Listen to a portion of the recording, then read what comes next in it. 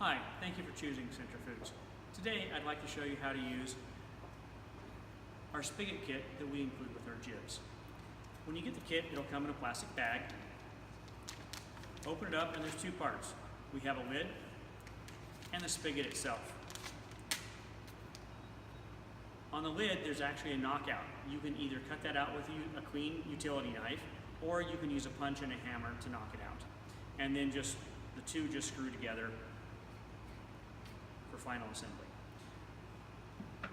Once you have it assembled as our unit here, remove the lid of your jib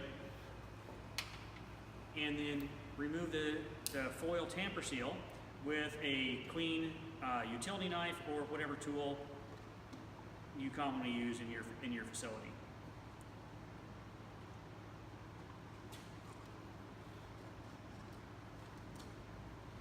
Discard that, and then your spigot just screws on in place of the lid.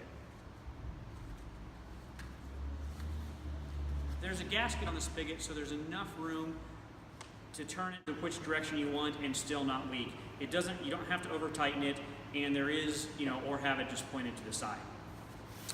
On your spigot, one thing I'd like to show you, and you probably can't see well in the video, but once you have yours, you'll easily be able to see it, is when you have the handle all the way up on this side, you'll actually see there's an oval opening. That's actually the opening on the spigot. You want to make sure that that opening is not in line with your spigot stem here. Otherwise, when you tip the jib on its side, oil will come out. So make sure it's closed, and all you have to do is make sure you see that opening, and that'll ensure that oil doesn't come out on you unexpectedly. The lid and the spigot's on. Simply turn your jib on its side.